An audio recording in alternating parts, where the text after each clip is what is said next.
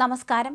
Wayanad DCC ട്രഷററായിരുന്ന NM വിജയന്റെ ആത്മഹത്യയുമായി ബന്ധപ്പെട്ട് കേസന്വേഷണം ക്രൈംബ്രാഞ്ചിന് വിടും.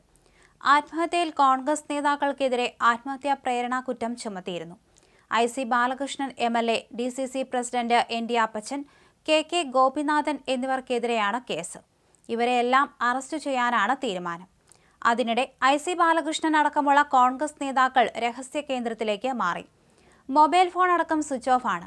ബോബി ചെമ്മണ്ണൂരിനെ അറസ്റ്റ് ചെയ്തതിന് സമാനമായ ഇടപെടൽ പോലീസ് നടത്തുമെന്ന തിരിച്ചറിവിലാണ് മാറ്റം. കോടതിയിൽ മുൻകൂർ ജാമ്യ ഹർജി MLA അടക്കം നൽകും. MLA അടക്കം പ്രതിയായ സാഹചര്യത്തിലാണ് അന്വേഷണം ക്രൈംബ്രാഞ്ചിന് വിട്ടത്. KL പൗലോസ് ഉൾപ്പെടെയുള്ളവരുടെ പേരുകൾക്കൊപ്പം നേരത്തെ കോൺഗ്രസ് വിട്ട് CPMലെത്തിയ പരേതനായ PV ബാലചന്ദ്രനും പ്രതിപ്പട്ടികയിലുണ്ട്. ആത്മഹത്യാക്കുറിപ്പിൽ കൈയക്ഷരം, ഫോറൻസിക് പരിശോധനയടക്കം അനിവാര്യമാണ്. ഈ സാഹചര്യത്തിലാണ് ക്രൈംബ്രാഞ്ചിന് ചുമതല നൽകുന്നത്. നിയമസഭ ചേരാത്തതിനാൽ MLA അറസ്റ്റ് ചെയ്യാൻ നിയമപ്രശ്നമൊന്നും ക്രൈംബ്രാഞ്ച് തിരിച്ചറിയുന്നുണ്ട്.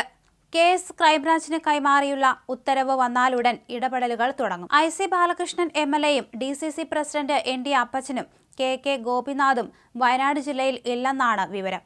നേതാക്കളുടെ മൊബൈൽ ഫോണുകളും സ്വിച്ച് ഓഫ് ചെയ്ത നിലയിലാണ്. ND അപ്പച്ചൻ ഇന്നലെ തിരുവനന്തപുരത്തെ പാർട്ടി പരിപാടിയിൽ പങ്കെടുത്തിരുന്നു. IC ബാലകൃഷ്ണൻ തിരുവനന്തപുരത്താണെന്ന് MLAയുടെ ഓഫീസ് പറയുന്നു. കേസിൽ പോലീസ് പ്രാഥമിക അന്വേഷണം നടത്തി.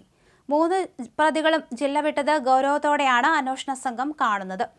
മൂവരും മുൻകൂർ ജാമ്യത്തിന് ശ്രമിക്കുന്നുണ്ട്. എങ്കിലും ജില്ല വിട്ട് മാറി നിൽക്കുന്ന സാഹചര്യത്തിൽ അറസ്റ്റിന് സാധ്യതയേറിയിട്ടുണ്ട്. വിഷം കഴിച്ച് മരിക്കുന്നതിന് മുൻപ് മൂത്ത മകൻ വിജേഷിന് എഴുതിയ കത്തിലാണ് സാമ്പത്തിക പ്രതിസന്ധിയുടെ ആഴം വിജയൻ വ്യക്തമാക്കുന്നത്. KPCC പ്രസിഡന്റ് K സുധാകരൻ എഴുതിയ കത്തിലാണ് പാർട്ടി നേതാക്കളുടെ വഞ്ചനയെപ്പറ്റി വിജയൻ പറയുന്നത്.